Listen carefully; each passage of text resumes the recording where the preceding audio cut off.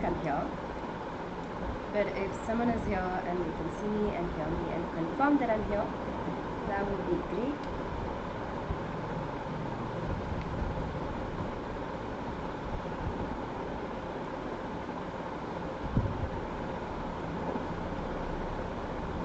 I'm just trying to open this link, see if I'm here.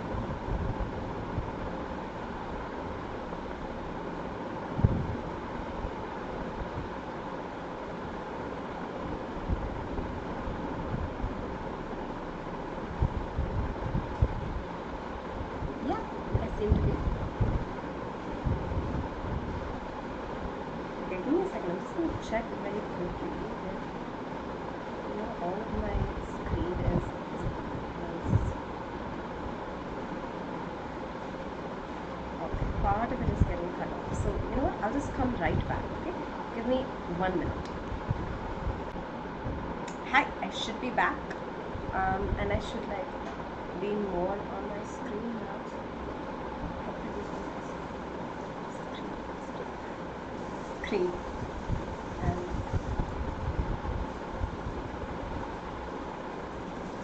Yeah, now you can see all of it, I think. Let me just check the words. I don't want to be cutting out the words.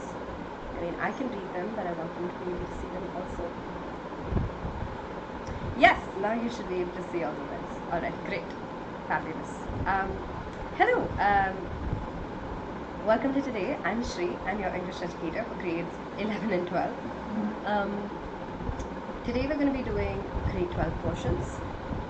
As always, they meet 3 to 4 every day except Sunday. On Mondays, Wednesdays and Fridays we do grade 12. On Tuesdays, Thursdays and Saturdays we do grade 11.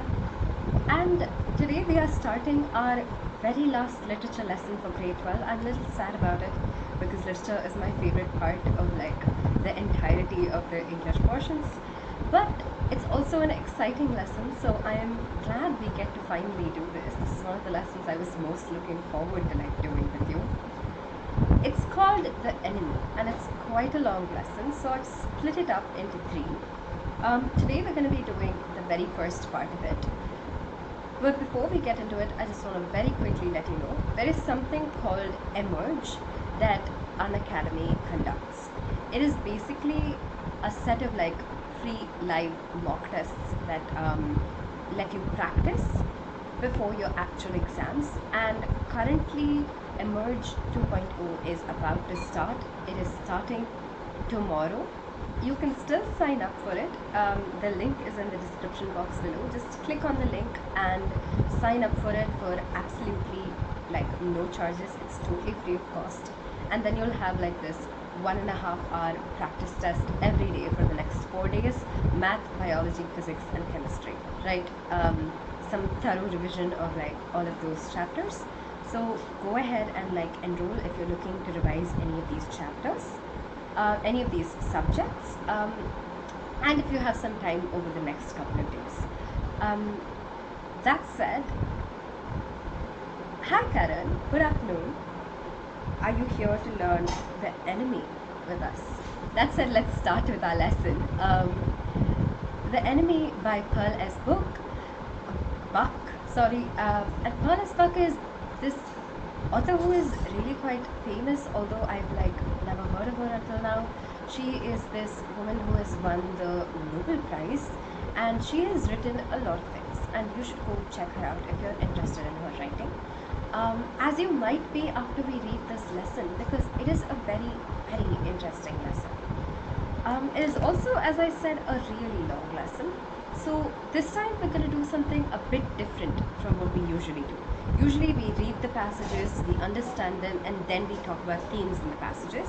This time we're going to read the passages, understand them, read all the passages and understand them, and then hint upon some themes. Right? I'll still be emphasizing on some ideas that each passage gives us, but we won't spend extra time thinking about the themes, because to finish this lesson itself will take us quite a big chunk of time. Okay, and let's get started. As always, ask me questions if you have them. I will stop every couple of slides and look at the chat, and if you have questions, I will definitely respond. This story is set in Japan. It is also set during the Second World War, and both of these things are important for us to know because they both are incredibly relevant to the story. Some very quick context on the Second World War. In the Second World War, one thing that you should know is that one thing that you hopefully already know is that there were two different sides. One of them was that of Germany, and another one was that of, well, the United States. And Japan was an ally of Germany, and so Japan and the United States were at complete opposition to each other at this particular point of time. Yeah, that's something that we should keep in mind as we start this story, and let's get into it. Dr. Sadao Hoki's house was built on a spot of the Japanese coast. There is a little boy he had often played. Sadao Hoki is a very Japanese name. He is a doctor. That is the very first thing we get as we go into the story. The first word is doctor, and that is the identifying thing about Sadao Hoki. And the fact that he is a doctor is deeply relevant to this story. So Sadao Hoki is currently living in a place where he had often played as a little boy, suggesting that he has grown up in Japan. The low square stone house was set upon rocks, well above a narrow beach that was outlined with bent pines. We're getting some context on what it might look like. It's a low house, it's a square house. Japanese houses aren't generally very tall. It's set upon rocks, it's near a beach, and there are pine trees near it. As a boy, Sadao had climbed the pines, supporting himself on his bare feet, as he had seen men do in the South Seas when they climbed for coconuts. His father had taken him often to the islands of those seas, and never had he failed to say to the little brave boy at his side, "Those islands yonder, they are the stepping stones to the future for Japan." When he was a little kid, Sadao had climbed on those very pines that he now lives near, and he'd climbed the pines with his bare feet. So he's climbing trees with his bare feet, and he's imitating people he's seen climb trees before, and he's imitating a specific set of people in the South Seas islands, where they used to they used to climb trees for coconuts, and he's watched them do that, and now he's imitating them. So learning by imitation. And we're told that when he was younger, the reason that he used to know how these people used to do their work in the South Seas is because his father took him to those islands very often. And he told Sadao, these islands are the stepping stones for Japan. They're what are going to lead us towards a better future. For some context, the South Seas Islands are this set of islands that Japan gets allocated after the end of the First World War. Basically, it's the first set of islands that sort of is not really originally a part of Japan, but has been given to Japan after the First World War. It's a colonized set of islands, and the reason that Sadao's father says they're the stepping stones to the future is that whenever a country kind of conquers more land, there's a suggestion that its power is growing, right? That its potential is growing. And that's what his father is suggesting here. We're starting here, and one day, maybe, we will expand far beyond here and conquer the entire world. That's the kind of implication that's there in that. Japan is now powerful, and that these islands that we've gotten are proof of that. Those islands no longer belong to Japan. After the end of the Second World War, they were released into the hands of the United Nations. Where shall we step from them? Sadao had asked seriously. Who knows? His father had answered. Who can limit our future? It depends on what we make it. And Sadao is very young, so he might not entirely understand what his father is saying, but he understands that his father is saying from the islands we will only go farther. And so he's asking, where will we go? And his father's like, I don't know. And then he says, who can limit our future? Suggesting the world is ours to take. It really depends on what we do. And here we have this very interesting idea crop up that we are in control of our futures, and what we do decides our futures. And it's important because this is something that also comes back again in this story. I hope this first para is clear. Let me know if it is.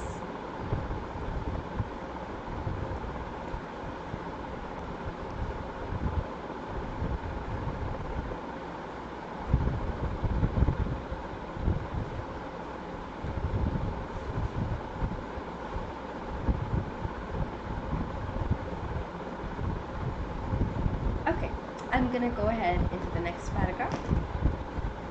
Sadao had taken this into his mind as he did everything his father said. His father, who never joked or played with him, but who spent infinite pains upon him who was his only son.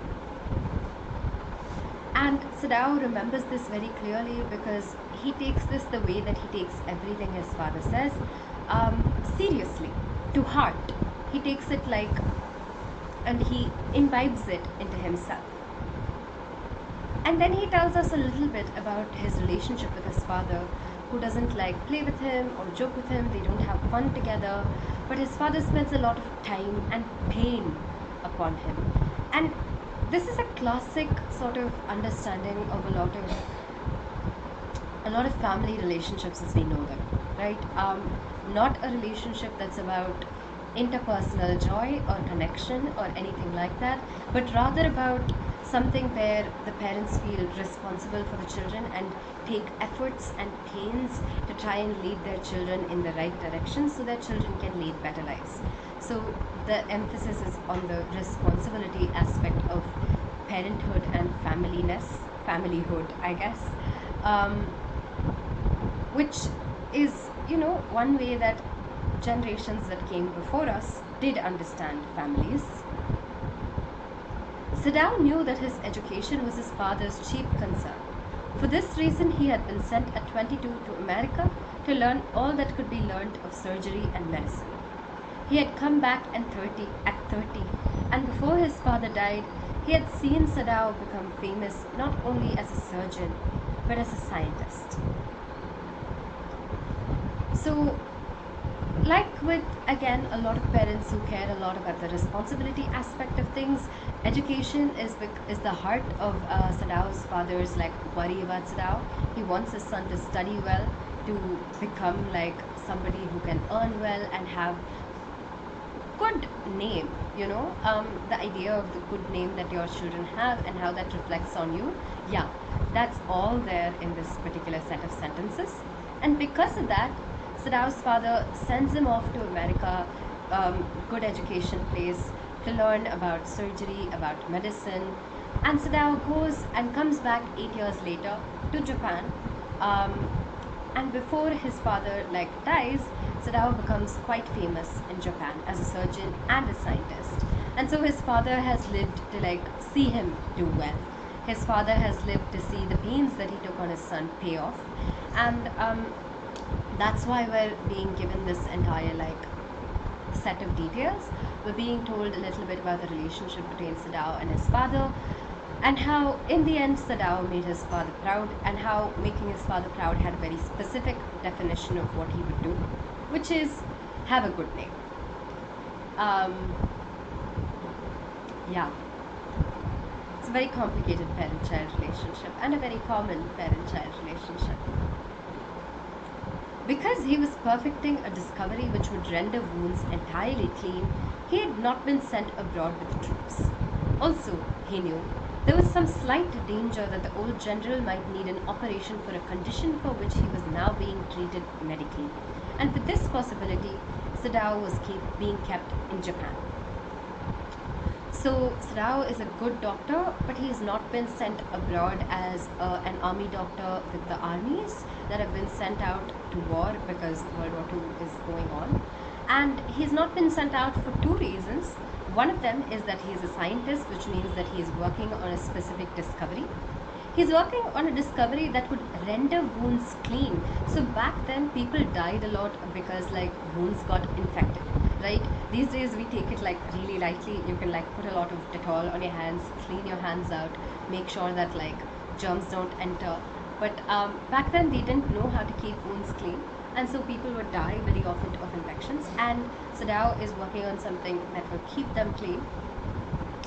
And because that would be like a much bigger benefit for the entire army than just sending the man himself off with the army as a doctor, they've let him stay in Japan and work on his discovery. And they've also kept him because of political reasons.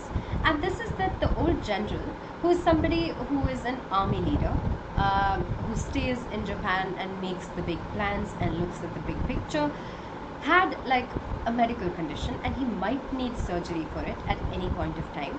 And because Sadao is a famous surgeon, and in fact one of the most famous surgeons in Japan, the old general wants Sadao to be nearby so that he can access Sadao's surgical skills. So we see how Sadao's like skills are proving to make him an effective sort of resource for the country of Japan also. So in that sense, he is useful for his country. And it's proven useful for him too, because this way he gets to stay in Japan, live with his family, and he doesn't have to like be abroad in a much more dangerous situation, right? So things have ultimately like sort of worked out on all fronts. We get some very close like insight on Sadao here, and a lot of this like will come back for us in different parts of the story. It's going to be relevant. Okay, I really need some water. Sorry.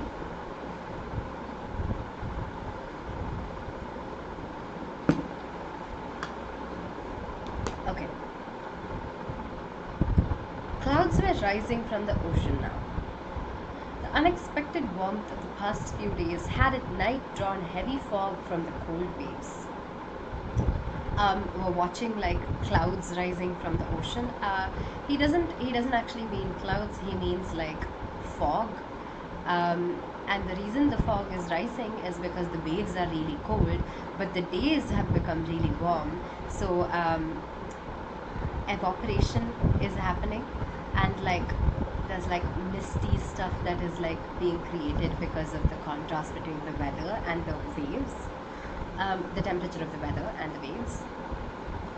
Sadao watched mists hide outlines of a little island near the shore and then come creeping up the beach below the house, wreathing around the pines. In a few minutes, fog would be wrapped about the house too. So the mists are kind of creeping up from the ocean, they're hiding the island that's there, they're coming along the beach, they're crawling around the pine trees, and in a few minutes, he says, fog would be around the house too. Then he would go into the room where Hannah, his wife, would be waiting for him with the 2 children. And then he is going to go into the room where his wife and 2 children are. He tells us that this repeatedly happens across like days, right? And so he's watched this happen like for a bunch of days now in the night. And so when he's watching this, he knows exactly what's going to happen, how long it will be until the fog comes around his house, and then he goes in. But this moment, the door opened and she looked out, a dark blue woolen houri over her kimono. She came to him affectionately and put her arm through his as he stood, smiled and said nothing. A haori is a jacket, so she is wearing a jacket over her kimono, which is the traditional like outfit that the Japanese wear. Which means that it's a little cold, especially because it's woolen. Something that she's using to keep herself warm. And she comes out and she stands with him and she puts her arm through his, and they both like stand together. They're both smiling, saying nothing. There's a lot of affection in this moment. It's just like 2 people who've known each other for a long time and they're just like standing there together. He had met Hannah in America, but he had waited to fall in love with her until he was sure she was Japanese. His father would never have received her unless she had been pure in her race. He wondered often whom he would have married if he had not met Hannah, and by what luck he had found her in the most casual way, by chance literally, at an American professor's house. So he tells us that he and Hannah had met in America, back when he'd been in America to study. But even though he had met her and he'd been interested in her immediately, he hadn't like fallen in love with her. He had waited to fall in love with her until he was sure she was Japanese. So he had hesitated about expressing any feeling towards her or like becoming closer to her really, until he found out like where she was from. And the reason that he wants to find out where she's from is because his father is very, as we saw already in that like very first passage, he cares a lot about Japan and the notion of Japan and like the idea of Japan expanding itself.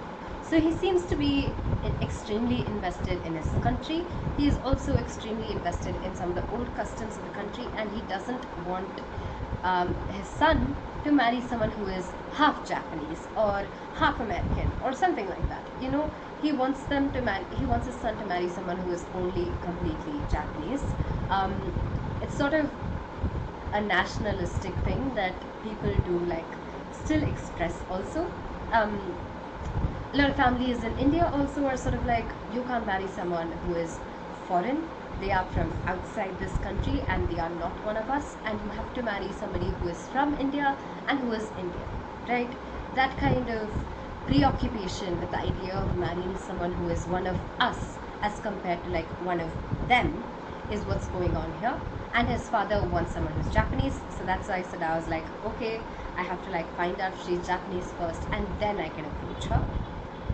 And she is clearly like fully Japanese, and that's why they've ended up married, and he's very grateful for that. He says, who would I have married if not for Hannah? And he is sort of like, I'm so lucky that I found her, even though it was completely by chance. Oh, okay, I'm sorry, I clicked on the opposite ends. The professor and his wife had been kind people, anxious to do something for their few foreign students, and the students, though bored, had accepted this kindness. Sadao had often told Hannah how nearly he had not gone to Professor Harley's house that night. The rooms were so small, the food so bad, the professor's wife so voluble. But he had gone, and there he had found Hannah, a new student, and had felt he would love her if it were at all possible. So where he has met Hannah is in the house of his professor and his professor's wife. They'd both been, he tells us, really good people, and they really wanted to do something for their foreign students, meaning they had like only a few foreign students, and they really wanted to try and let them like connect with each other, because they've come a long way, right? They're in this completely new country, so they're especially worried about these foreign students, and so they're like, okay, let's hold a gathering for the students so they can maybe meet each other, talk to people who are from their country or like from other countries who aren't from here, who maybe also feel lonely in the same way. And the students are bored. It's not clear why they're bored. It suggests that they're just bored of like people trying to do these kinds of things for them, which makes sense. You get kind of like sick of like gatherings and like meeting people and talking to people, especially if you're in a completely new place. But regardless of their boredom, they'd gone ahead and like actually visited the house. Sadao himself had like almost not gone to the house that night, and he has 3 reasons why. The professor's rooms are really small, the food is really bad, so really there's no benefit to going there. He's gonna feel cramped, he's gonna eat bad food, and the professor's wife talks a lot. Voluble means speaks incessantly, right, without stopping. But he'd gone anyway, like he'd made the decision somehow, which must mean that meeting Hannah feels all the luckier to him because he'd almost not met her. And there he had found Hannah that day, and she was a new student, and so she's there for the very first time. And when he meets her, he immediately feels that he could love her if it were possible. Why would it not be possible for him to love her? If she was not completely Japanese, as he already told us, he would not love her. He would choose to like distance himself and not invest any time into the relationship because he knows that his father will reject the relationship. Now he felt her hand on his arm and was aware of the pleasure it gave him, even though they had been married years enough to have the 2 children. For they had not married heedlessly in America. They had finished their work at school and had come home to Japan. And when his father had seen her, the marriage had been arranged in the old Japanese way, although Sadao and Hana had talked everything over beforehand. They were perfectly happy. She laid her cheek against his arm. So now they're both standing together, and Sadao was thinking, oh, this is so lovely. I'm so glad she's here. And he feels like happiness in Hana, even though they've been married for a lot of years, even though they've been married long enough to have children, which suggests, that sometimes like that entire pleasure that you take in someone could maybe bear out across all that time. Time sort of dulls that affection, so to speak, but it doesn't in this case. And he tells us also that they got married in Japan. They hadn't gotten married heedlessly. Heedlessly is thoughtlessly, right, in America. To have married in America without their parents there, without checking with their parents, without being in Japan is something that Sadao doesn't find acceptable. So we see some nationalistic strains in Sadao also. He finds like a lot of value in his father, clearly, and his father has taught him very obviously to be proud of Japan. And so he too wants to like respect Japan and respect his father. And so he comes back home to Japan with Hana.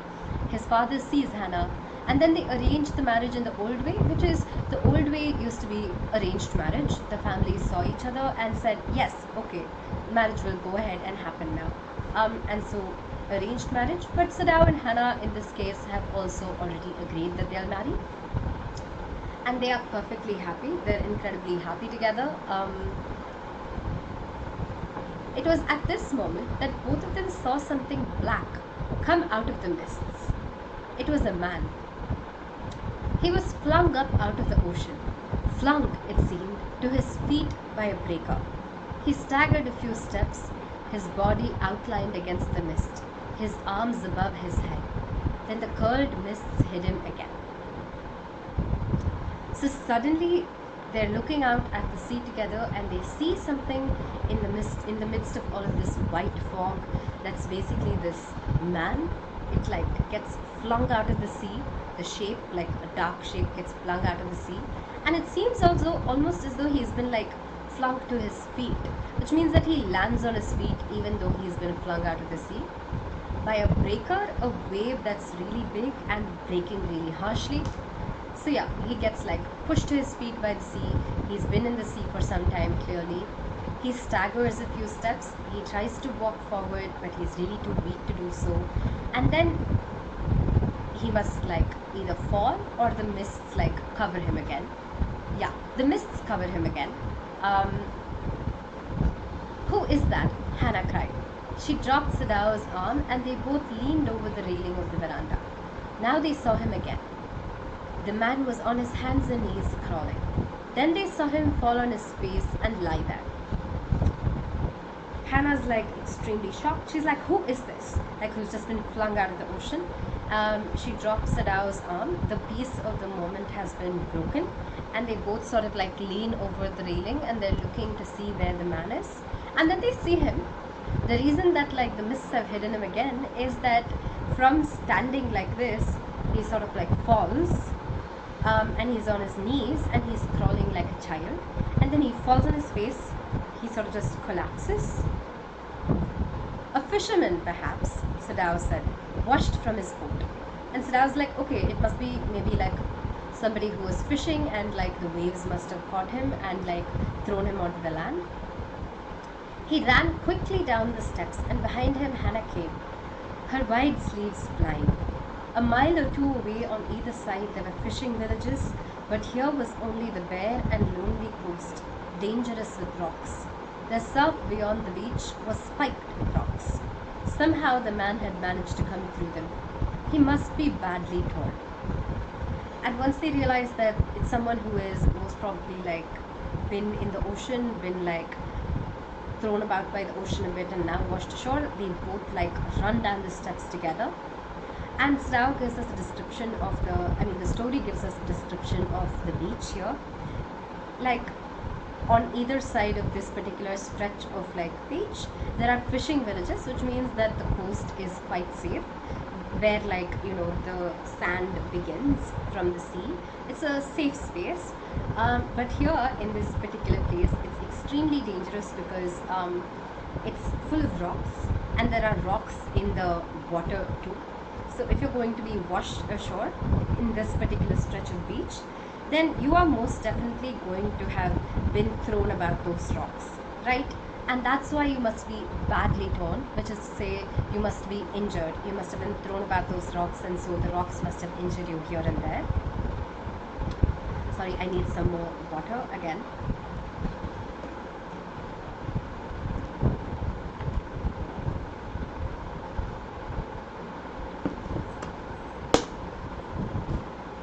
Let me know if you have any questions or anything like that.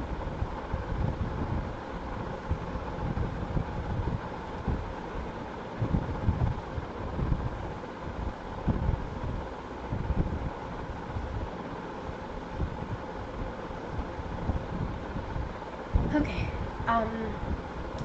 they saw when they came toward him that indeed it was so. The sand on one side of him had already a stain of red soaking through. So as they come towards him, they realize that he has been torn apart, and the sand on one side of him, which is to say he's collapsed on the sand, and on one side the sand is completely red already. So he is bleeding, he is very much injured, and he's so injured that the sand is soaked through even though it's barely been like a minute or so. "He is wounded," Sadao exclaimed. He made haste to the man, who lay motionless, his face in the sand. An old cap stuck to his head, soaked with seawater. He was in wet rags of garments. Sadao stopped, Hannah at his side, and turned the man's head. They saw the face. So Sadao's like, "Oh no, he's wounded," and then he rushes up to the man. He's a doctor, remember? So he rushes to the man to check the injury. The man is just lying there really still, suggesting that he is, completely blacked out. There's an old cap that's sort of like stuck to his head, and it's soaked in seawater, so it's proof again that he's definitely been like in the ocean for a while now, been thrown about by the waves. And he's also like, his clothes are completely wet and they're rags, which is to say that there isn't much left of them. Again, maybe because of the waves, maybe because of those rocks in the waves, they might have torn the clothes, but also maybe because of something else. So Sadao and Hannah like turned the man's head. He's collapsed on his face, right? So they can't see his face from a distance, they can only see his head. They turn it. "A white man," Hannah whispered. Yes, it was a white man. The wet cap fell away, and there was his wet yellow hair, long, as though for many weeks it had not been cut, and upon his young and tortured face was a rough yellow beard. He was unconscious and knew nothing that they did for him. "It's a white man." Hannah whispers it because white men are decisively not friends with Japan at this particular point of time. So, the fact that a white man has washed ashore can probably mean nothing good. They also haven't been able to like see his hair because of the cap, but now they pull the cap off and they can see his hair, which is yellow, and it's long, so it's not been cut for a while, and he has a beard, so he's not been able to like cut his hair or shave his beard, which suggests he's been somewhere that such things weren't possible. And his face looks tortured. Tortured could just mean it looks really stressed or like in a lot of pain, but it could also mean that he's literally been tortured in the sense that he has injuries that suggest that he has undergone some kind of torture. And the last thing that we find out about him is that he is unconscious, he's blacked out, and he doesn't know what Hannah and Sadao are doing. Now Sadao remembered the wound, and with his expert fingers he began to search for it. Blood flowed freshly at his touch. On the right side of his lower back, Sadao saw that a gun wound had been reopened. The flesh was blackened with powder. Sometime, not many days ago, the man had been shot and had not been tended. It was bad chance that the rock had struck the wound. And Sadao remembers, oh wait, regardless of what kind of man he is, he's injured. And so Sadao like goes looking for the wound, and he finds blood flowing. So he finds the wound, and it's on the right side of his back. There is a gun wound on his back, and the flesh is blackened with gunpowder. So the wound hasn't been treated. And Sadao says that clearly the man has been shot a while ago, and he's not been like treated at all. And the rock has kind of like hit that same wound, and because of that, the wound has reopened, and so blood is flowing. It's like if you get injured in one spot and that spot gets like hit again by something else, then it's going to hurt a lot more, right? Same thing, wounded in the same place. Oh, how he is bleeding, Hannah whispered again in a solemn voice. The mist screened them now completely, and at this time of day, no one came by.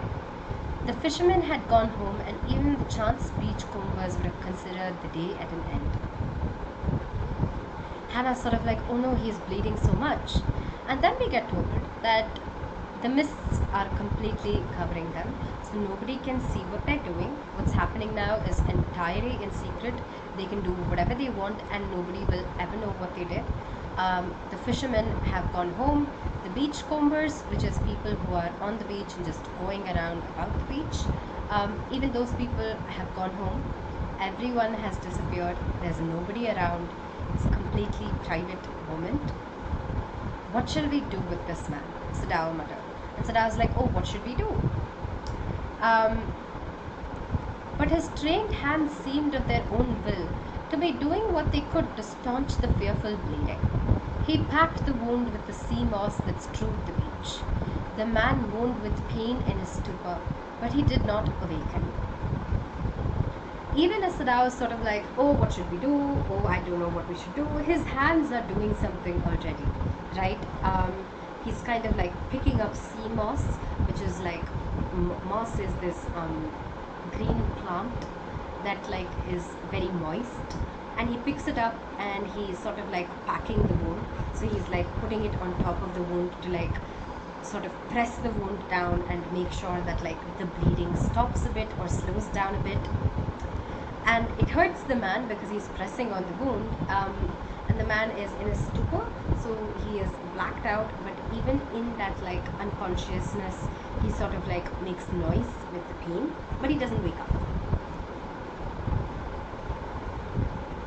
The best thing that we could do would be to put him back in the sea, Sadao said, answering himself. And Sadao was like, well, I asked what we should do with him, and I think the best thing that we could do is to throw him back into the sea. This seems like inordinately cruel, right? He is injured, he's just like washed up on the shore, he clearly needs help, and you want to throw him back into the ocean. But Sadao wants to throw him back into the ocean because, again, white men with blonde hair, very dangerous, right? Right now, Japan is in the middle of World War II.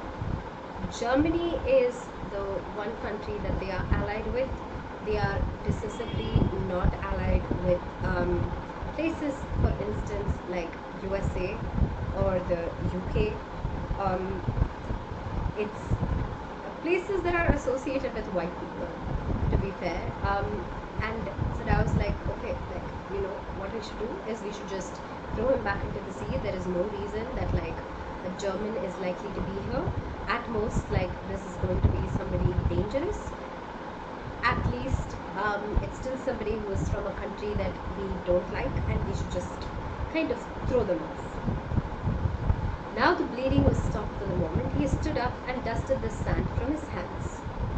Yes, undoubtedly that would be best, Hannah said steadily.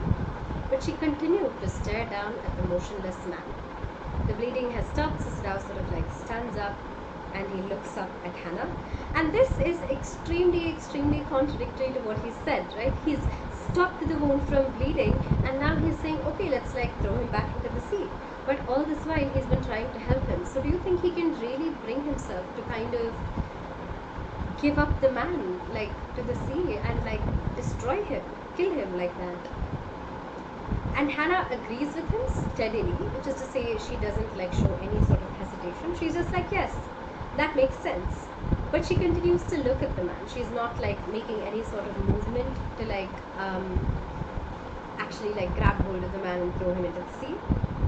If we sheltered a white man in our house, we should be arrested. And if we turned him over as a prisoner, he would certainly die. Sadao said. The kindest thing would be to put him back into the sea, Hannah said. But neither of them moves.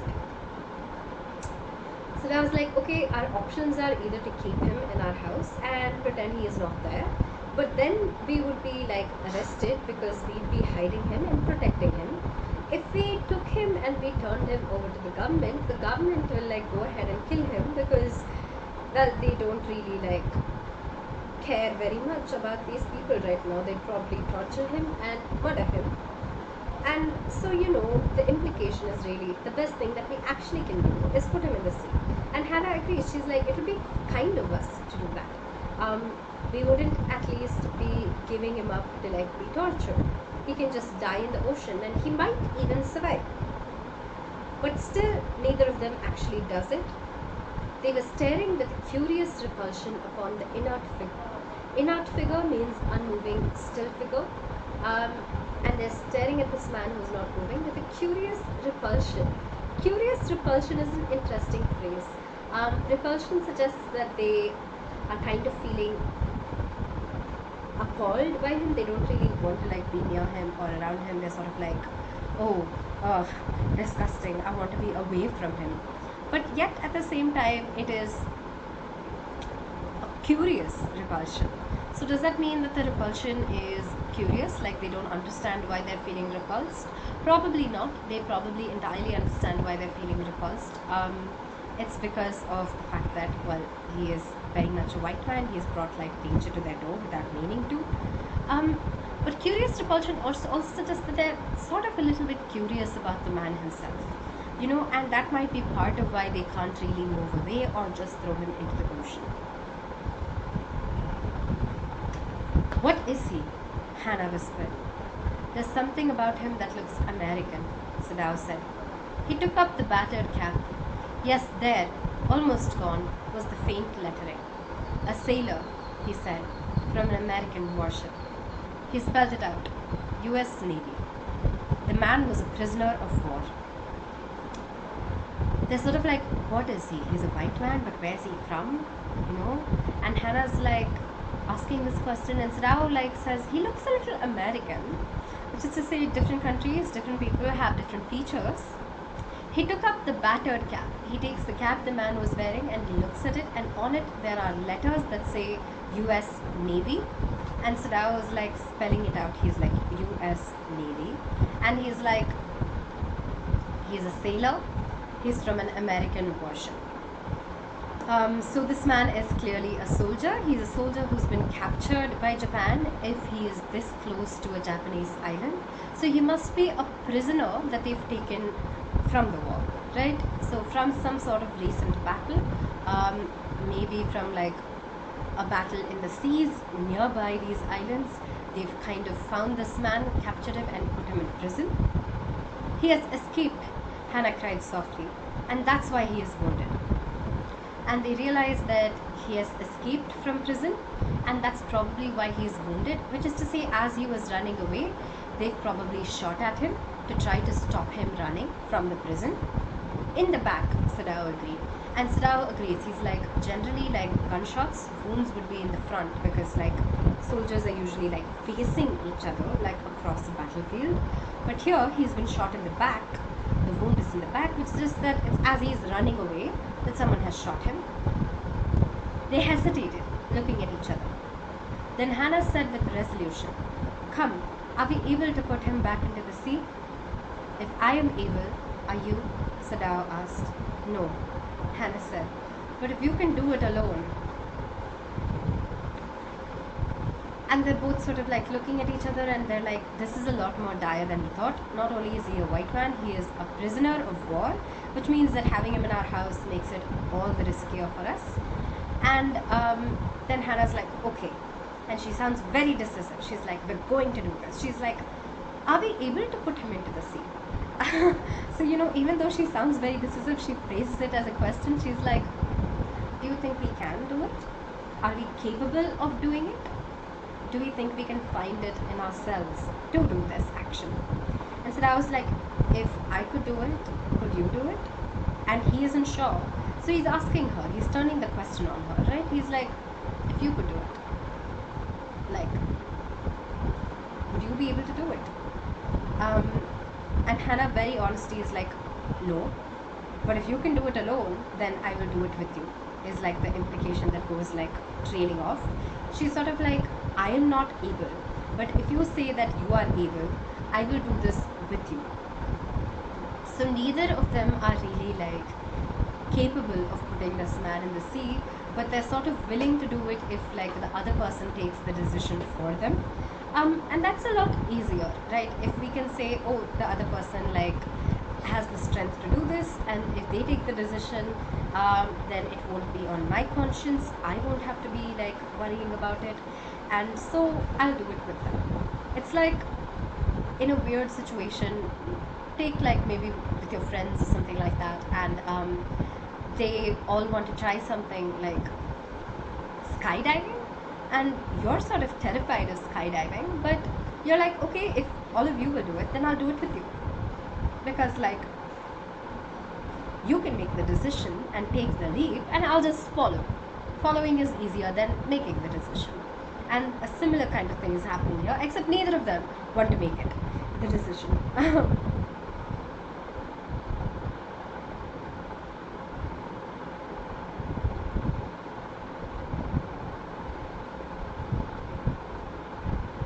Okay, I think we're missing a paragraph actually, so let me like find it. I'm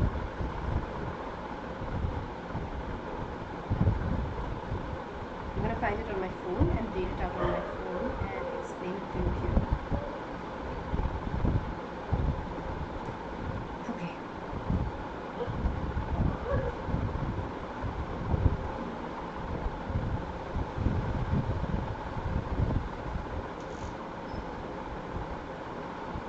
Sadao hesitated again. The strange thing is, he said, that if the man were whole, I could turn him over to the police without difficulty. I care nothing for him. He is my enemy. All Americans are my enemy. And he is only a common fellow.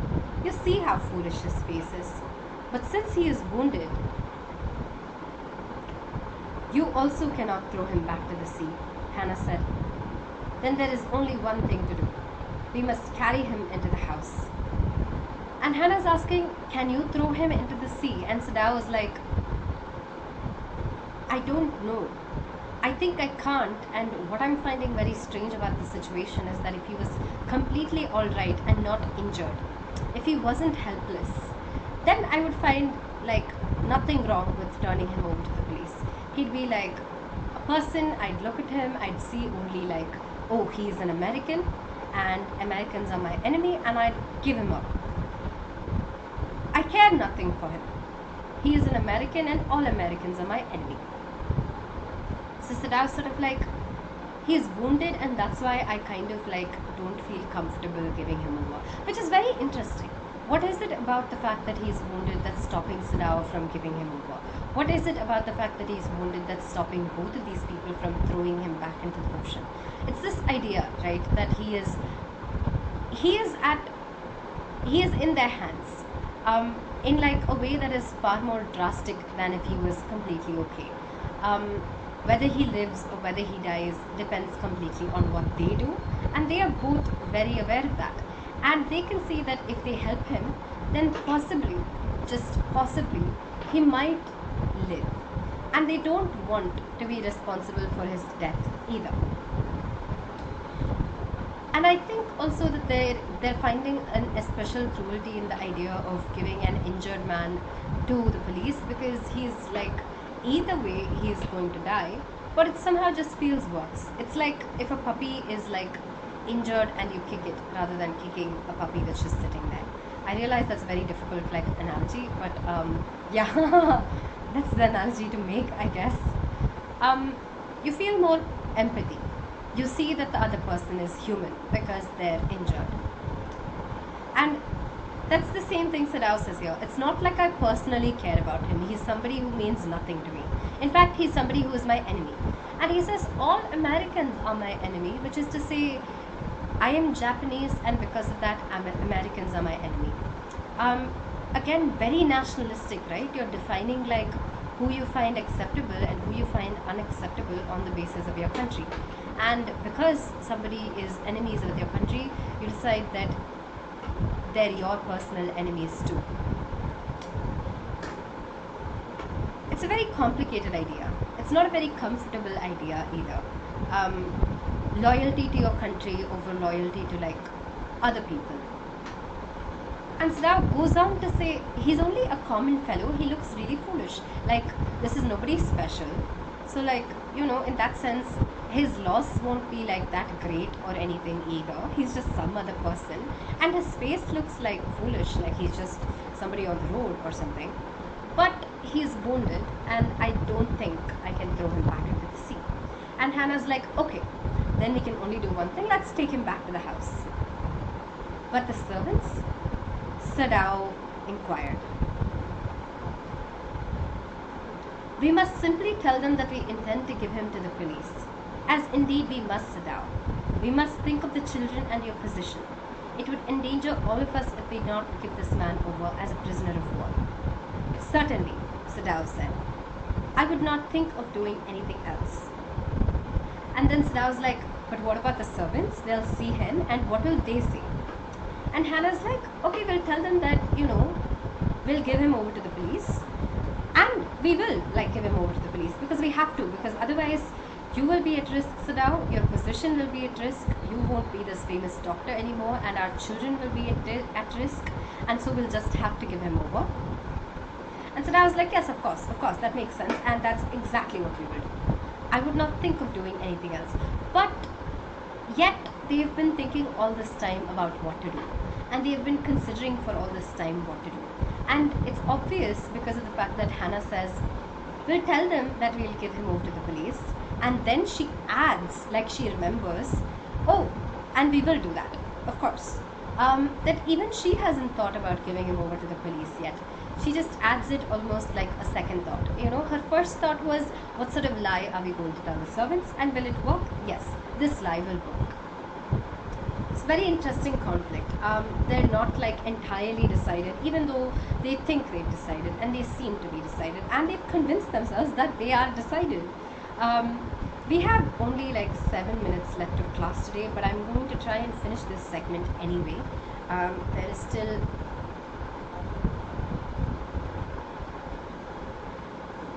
7 slides, which is a lot. Okay, but let's try to do it very fast, yeah? Thus agreed, together they lifted the man.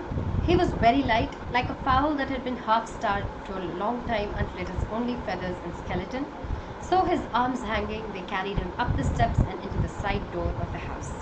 This door opened into a passage, and down the passage they carried the man towards an empty bedroom.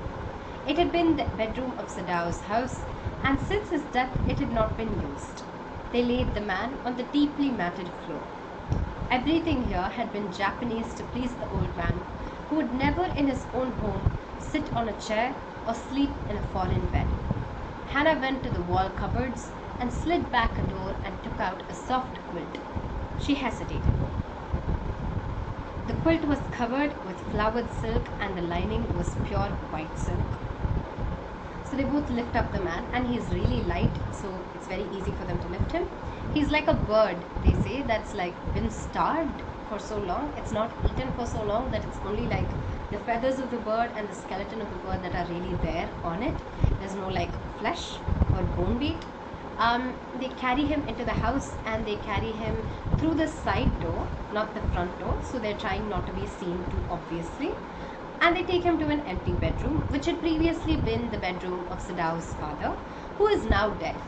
The room hasn't been used since he died. And they tell us that they put the man on the deeply matted floor. The matted floor is explained as a consequence of the fact that everything in the room had been Japanese, and customarily the Japanese like sleep on a very like thick layer of mats. And it had been Japanese like this in this specific room because Sadao's father didn't like chairs, he didn't like beds, he found them foreign. He was like, I want everything to be Japanese. So I will sit on the floor, I will sleep on the matted floor, but I won't like sleep in a bed. I won't sit in a chair, right? So again, that kind of, all of these things are from the rest of the world, and so I will not use them. Yeah, the kind of like lines that you have where our customs are the best and our customs are what I will live by. We see that in Sadao's father again. And then Hannah goes to like the cupboards and she takes out like a blanket. It's a very pretty blanket. It's made of silk. It's like pure white. And she hesitates because he's so dirty, she murmured in distress. Yes, he had better be washed, Sadao agreed. If you will fetch hot water, I will wash him. He's really dirty. He's been in the ocean. He's been a prisoner. He is obviously going to be really dirty, but she doesn't want to put her pretty things on him because they're really clean. And Sadao's like, yeah, you're right that he's dirty, and let's like wash him. You know, you get the water and I'll do the washing. I cannot bear for you to touch him, she said. We shall have to tell the servants he is here. I will tell Yumi now. She can leave the children for a few minutes and she can watch him. And Hannah's like, no, you don't wash him. I can't take it if you wash him. This might be like because of her love for her husband or her respect for her husband. She's like, you don't have to do this kind of work. We'll tell the servants to do it. I'll call Yumi. Yumi is their kind of nanny. She takes care of the children. And so Hannah's like, she can like leave the children for a couple of minutes and then she can wash him, and so you won't have to touch him. Sadao considered a moment. Let it be so, he agreed. You tell Yumi and I will tell the others. And Sadao was like, okay, fine, that makes sense. You tell Yumi about it. I'll go tell the rest of the servants.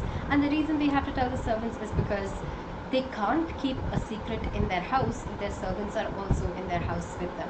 It's going to be incredibly difficult, and the secret is only going to make everything seem worse, like they're trying to protect the man, and they definitely don't want anybody to think that they're going to protect the man. But the utter pallor of the man's unconscious face moved him first to stoop and feel his pulse. It was faint, but it was there. He put his hand against the man's cold breast. The heart too was yet alive. He will die unless he is operated on, Sadao said, considering. The question is whether he will not die anyway.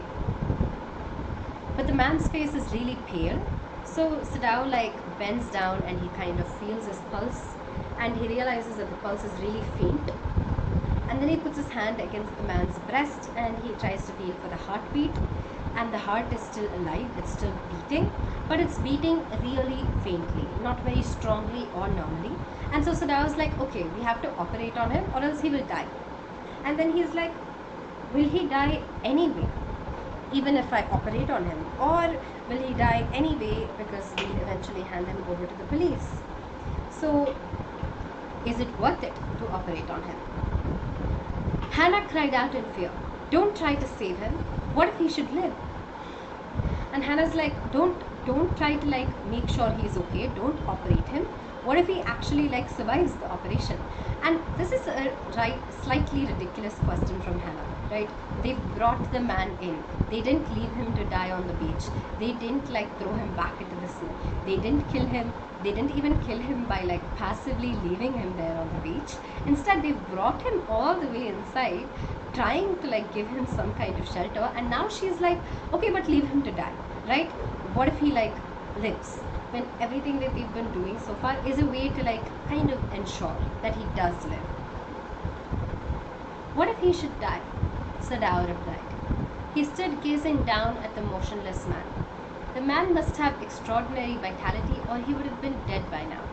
But then he was very young, perhaps not yet 25.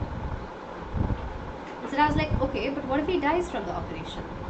And he looks down at the motionless man and he's sort of like, okay, this man must be really strong. Vitality, a lot of life, a lot of energy, because otherwise he'd have been dead. The extent of his injury is that bad. But he's also really young, so it makes sense that he has still got enough health in him to survive such a terrible incident. "You may die from the operation?" Hannah asked. "Yes," Sadao said.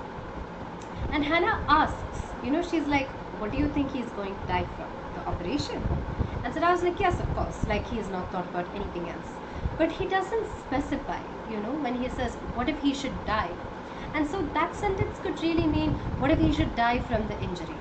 What if we let him die? What if we watched him die? What does that make us? All of that is implied in that question. Here Hannah is worrying about them and she says, what if he should live? What if you should save him from death? Which is very different from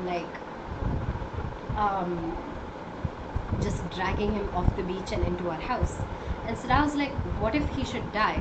And is that very different from just leaving him to die on the beach? These are the kinds of undertones to their questions. None of this is said out loud, but all of that is in the atmosphere. Hannah considered this doubtfully, and when she did not answer, Sadao turned away. Why is Hannah doubtful about this? Because Sadao is a famous surgeon. It is incredibly unlikely that the man is going to die at Sadao's hands. And because she is not saying anything to agree with him, Sadao looks away.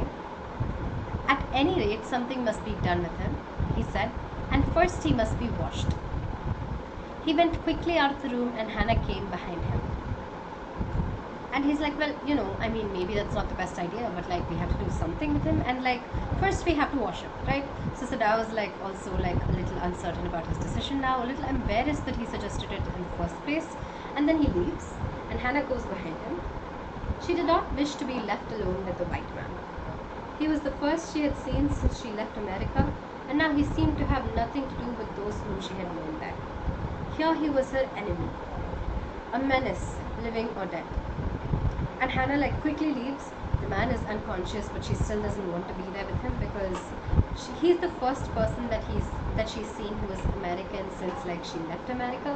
And she says somehow he seems very different from the people I knew there. The people that she knew there were probably her friends, people she spent time with, her professors, her classmates, who were all, people that she, even if she didn't like them, even if she didn't love them, she didn't hate them, right? But now he is somebody that she hates. He is an enemy to her. And she can't think of him in the same light as she thought of all of those people that she once knew in America. And she's like, he is an enemy whether he's alive or dead.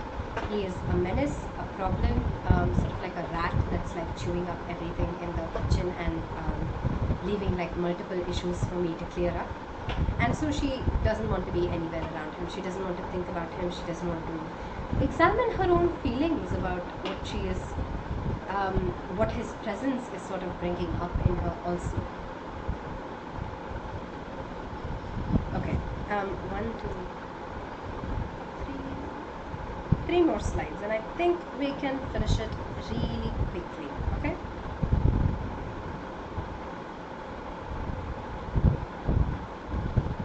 She turned to the nursery and called, "Yumi!"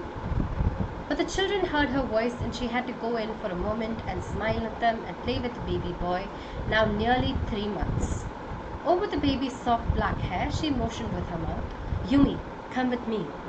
"I will put the baby to bed," Yumi replied. "He is ready." She went with Yumi into the bedroom next to the nursery and stood with the boy in her arms while Yumi spread the quilts on the floor and laid the baby between them. So she goes to the nursery, which is where the babies are usually kept and taken care of, and she calls for Yumi. And her children hear her voice and they call out for her, so she has to go in. She doesn't want to go in, right? She's in an incredibly disturbed state of mind. Her children are not the people she wants to see right now. She kind of just wants to deal with the situation and have it be over. But she goes in anyway because her children call, and she smiles at them even though she doesn't feel like it. And she plays with her baby, and over the baby's head, she sort of mouths at Yumi. She's sort of just silently saying the words. And Yumi's like, okay, I'll just put the baby to bed because he's almost ready to fall asleep.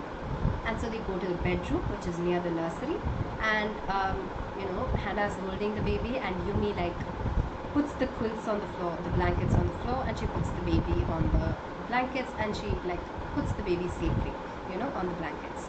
Again, like there's no cot here, no like pram or anything like that. There isn't like anything that's furniture-y. There's just like the floor, and they just put the baby on the floor. So again, none of that foreign stuff, right? Then Hannah led the way quickly and softly to the kitchen. The two servants were frightened at what their master had just told them. The old gardener, who was also a house servant, pulled a few hairs on his upper lip. And then Hannah takes like Yumi to the kitchen, and the servants are like really frightened. Sadao has already told them what's going on, and one of the servants, who is a gardener, who's also a house servant, just to say he also lives in the house and helps them out, pulls like the hairs on his upper lip. He has a very thin moustache and he pulls at it, and it shows that he's thinking, because then he says, "The master ought not to heal the wound of this white man," he said bluntly to Hannah. "The white man ought to die. First he was shot. Then the sea caught him and wounded him with her rocks. If the master heals what the gun did and what the sea did, they will take revenge on us." "I will tell him what you say," Hannah replied courteously. But she herself was also frightened, although she was not superstitious as the old man was. Could it ever be well to help an enemy? And the gardener's like, "I don't think you should help him. He should die. And the reason I think he should die is not because he is American and our enemy, though that also is like part of it. The reason I think he should die is because he was shot and then the sea like injured him. So twice over, like the world is sort of seeming to have fated him to die. All of these things suggest that, his fate is to die. And if the master heals it, then they, the gun and the sea, will take revenge on us." Which is to say, you're trying to go against like what the world wants, and the world will get revenge on us. It's the kind of thing that like very superstitious people do believe, that the world has a way of making some things happen, and that you shouldn't do anything in contradiction of what the world wants. And Hannah is courteous, which means she is being polite. She isn't taking what the gardener said seriously. She says, "I'll tell him what you say." So she's just like empty words, right? She isn't actually going to tell Sadao what the gardener says. But regardless of the fact that she sort of like brushes aside the gardener's words, she is also terrified, though not for the same reasons. She is terrified because she's like, could it ever be well to help an enemy? She's like, is it ever a good idea to help someone who's an enemy? Is it ever a good idea to like take care of someone who you're supposed to destroy? The role that this person holds in my life is that of enemy, and if I help them, what does that make me? Are they still my enemy? Is that the way to help? Is that the way to treat an enemy? This is the wrong way to behave with an enemy. So all of these questions are kind of boiling up in her. Nevertheless, she told Yumi to fetch the hot water and bring it to the room where the white man was. She went ahead and slid back the partitions. Sadao was not yet there. Yumi, following, put down her wooden bucket. Then she went over to the white man. When she saw him, her thick lips folded themselves into stubbornness. "I have never washed a white man," she said, "and I will not wash so dirty a one now." So she gets Yumi to get the hot water. They go into the room where the white man's there. Sadao's not there yet, but Yumi puts the wooden bucket of water down, and then she goes over to look at the man.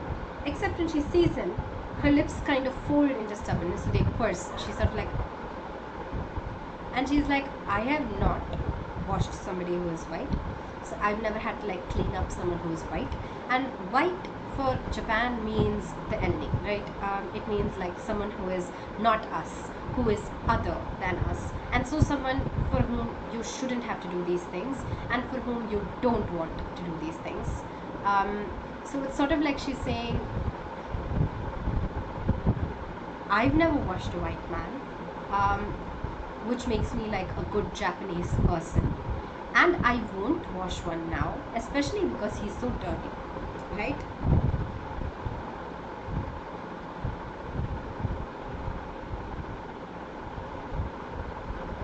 Okay, again we are missing like a paragraph. Oops.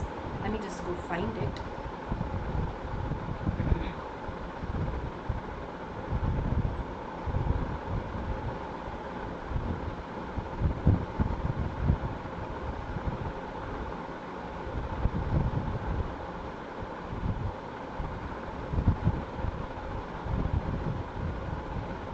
Hannah cried at her severely. You will do what your master commands you. There was so fierce a look of resistance upon Yumi's round, dull face that Hannah felt unreasonably afraid after all. What if the servants should report something that was not as it happened? So Hannah sort of yells at Yumi. She's like, you will do what your master tells you to do. You are here to like serve us, to do what we ask you to do, and so you have to do this. But Yumi looks like completely rebellious, right? And Hannah catches sight of the expression, and Hannah feels afraid. She says she feels unreasonably afraid, and that's interesting. She's suggesting I am the person who is in control here. I am the person in power because I am the mistress, and yet I feel afraid of my servant. And why do I feel afraid? Because what if they go and tell people something that is not as it happened? Like, what if they go and lie, make a false report about us, about what we did with this white man, say things that are not true, like we wanted to protect him? Then we're going to be at risk. So it's a very interesting relationship of trust at stake here. And Hannah is frightened because in this situation, the servants very much have like power over their masters also. They can, in fact, get their masters into a lot of trouble if they go and tell somebody what their masters are doing. And that's why Hannah is very reasonably afraid. It's not unreasonable at all, though she finds it unreasonable because she expects that because she is the person who is, the master and Yumi is only her servant, she shouldn't feel afraid. It's a very interesting example of how, sometimes people who you might think are not the ones who are more powerful end up having like quite some power over the people who are the ones who are supposed to be powerful. Like the servants here have power over their masters simply because they know this fact of what happened in their masters' lives. Very well, she said with dignity. You understand we only want to bring him to his senses so that we can turn him over as a prisoner. And so Hannah's like, okay, fine, I won't force her to do this. Fine. And then she clarifies. She's like, we're just like going to like make him wake up, and then we're gonna give him like over to the police. And she wants to like tell Yumi that this is what they're doing so that Yumi doesn't misunderstand the situation and think that they're trying to help the white man. I will have nothing to do with it, Yumi said. I am a poor person and it is not my business. Then please, Hannah said gently, return to your own work. And Yumi's like, I don't care what you want to do, but I am poor and I won't do anything with it. And she says, I'm poor because without wealth, you are a lot more vulnerable to what like the authorities do to you, right? So even if Sadao and Hannah could get away with doing such things because they're powerful and they're famous and they have status in society, Yumi would definitely not get away with doing something like this. And so she doesn't want to be like caught in this position at all, right? She is like, there is not a chance that I will let myself like get put in this position by you. And so this tells us something about how different levels of society end up having different sorts of consequences for doing the very same thing, which is something that is still very, very common today. And Hannah understands, and she's sort of like, okay, then you go back to your work. At once, Yumi left the room. But this left Hannah with the white man alone. She might have been too afraid to stay, had not her anger at Yumi's stubbornness now sustained her. And Yumi leaves the room. And Hannah is like alone with the white man, and she's afraid, right, of this white man and afraid of being in the same place as him. But even so, she's like so annoyed at how like Yumi is all, I'm not going to touch a white man, that she's like, I'm not going to be afraid of this white man. So sort of like that anger at Yumi like pushes her to like overcome her own fear. Stupid Yumi, she muttered fiercely. Is this anything but a man? And a wounded, helpless man. And she's sort of like, Yumi is being ridiculous, like she's like not really seeing the fact that it's just a person, and like he's wounded, he's helpless, he can't do anything to us, so he's not like dangerous. And also like he is a man like everybody else is a man. Like what difference does it make whether he's white or Japanese? Very interesting, right? Incredibly interesting, because she is so angry at Yumi that she kind of contradicts her own feelings. In the conviction of her own superiority, she bent impulsively and untied the knotted rugs that kept the white man covered. So in that moment, she is really convinced that she is better than Yumi, right? She's like, Yumi doesn't understand this, but I understand this, and so I'm going to act like someone who understands this. And in like that sort of like rush of feeling, she just like bends, she unties like the rags that he is wearing.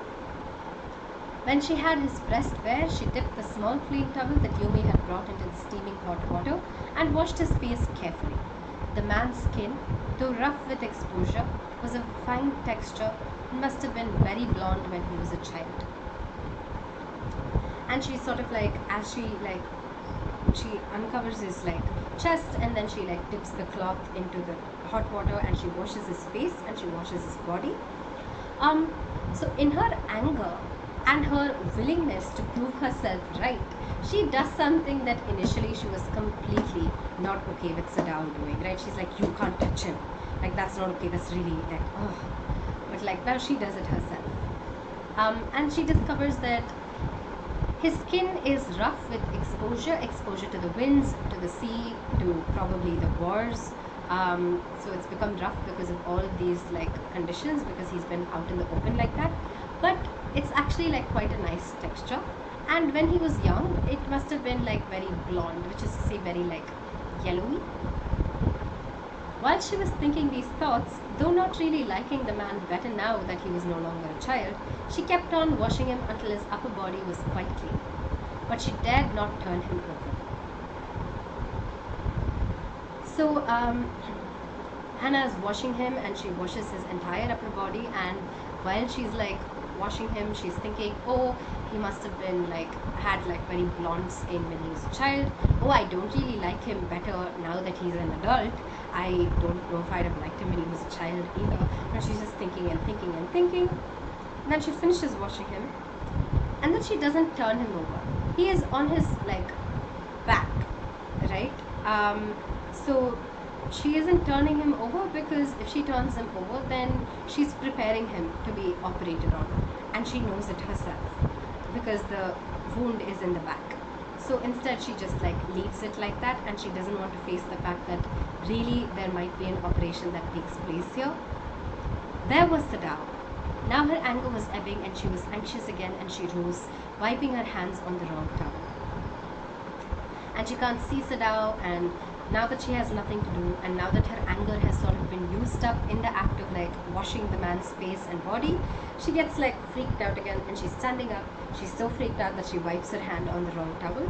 So instead of like a fresh towel, she must have wiped it on the same towel that she washed his face on. Then lest the man be chill, she put the quilt over him. And then, even though she's afraid, even though she's really frustrated that this white man is here, even though she's really annoyed that they have to help him or like do something about him, even though she's consistently been like, we have to give him back to the police, in that moment she's like, maybe he'll be cold. So she puts like a blanket on him. And so we close the first part of this lesson for today on a very utterly human act, right? In this moment, she's not thinking, oh, he is a white man. She's just like, oh, he is probably going to be cold. And so she puts a blanket on him. So she is very much attending to his immediate needs, and she's very much recognizing his immediate condition, even though she doesn't necessarily want to. And that's what we should keep in mind. Thanks for being here with me today. I think we've gone on far beyond time. Yeah, 20 minutes almost. But we've gotten through like a good, like big chunk of this chapter. Vidya, can you not hear me?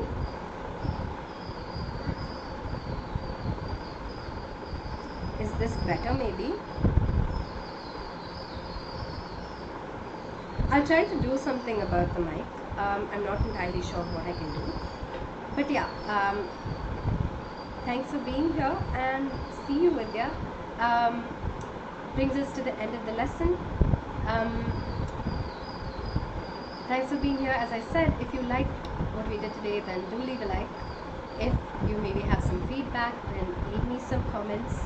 And if you're looking for more content like this, then definitely subscribe, because we are producing more content for you all the time. Okay, Vidya, I see. Yeah, the fan noise is something that's been a constant problem. No idea what to do about it. Oh, I'm really glad you like the class. Thank you. Thank you for staying for it also.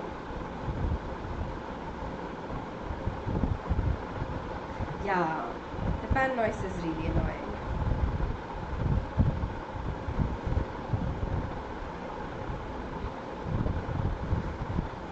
A couple of things that I just want to tell you about Unacademy before you maybe go. One, there is an Unacademy Learners app on Google Play Store and the Apple App Store. You can download it for absolutely free, and you can try all of the features on it for free. It has some really cool features like the Ask a Doubt feature, which is very interesting thing where you can put like any doubts that you have into the app, and you'll get a reply from educators about like answers to your question.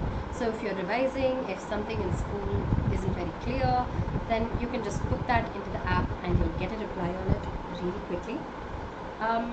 Another thing I want to tell you about is Unacademy Plus.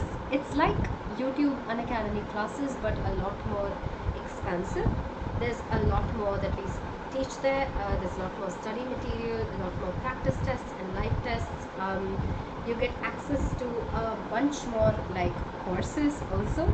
So that's Unacademy Plus, a more expanded version of YouTube with a lot more like doubt clearing sessions. And these are the prices of Plus. You can take the subscription for however long you want, but if you take it for longer, then the per month cost is a lot less, so you're actually getting it for cheaper. There's also something called Unacademy Iconic, and Iconic is a thing wherein you kind of get an alternate education experience. You won't be working in a classroom, you'll be working alone with educators, and the educators will help you out with whatever you need help with. So if you're more interested in working on your own than working with a group of people, then Unacademy Iconic is for you. You'll have doubt solving sessions in this also. You'll have weekly reports that tell you how you're doing. Your parents can meet the educators for office hours, open hours, and basically it's like school, but if you were the only student there. That's Unacademy Iconic, and these are the durations for which you can take the Iconic subscription, and these are the prices for it. And again, you can like take it for a longer duration of time, which will ensure that you pay a lot less eventually. So the per month cost is a lot cheaper if like you take it for 24 months. You can also use my referral code for these subscriptions. It is THAR01, and if you use it, then you get a flat 10% discount. There is also, I think, actually I'm not sure what the day is today. Yeah, it is 24th September. It is the very last day on which there is extra discount available. In case you want to go take it, you should go ahead and take it today, because if you get a 9 months long subscription, you get an extra 5% discount if you get it today. If you get a 12 months or longer than that subscription, then you get a flat 10% extra discount on your subscription. So yeah, this is like the last day on which this applies. So go ahead and check out the subscriptions and explore the app a bit and make your decisions. Again, thanks for being here today, and share this around if you thought that it might be useful to people who are also studying the same lesson. We will come back on Monday to do more of this lesson, part 2. See you.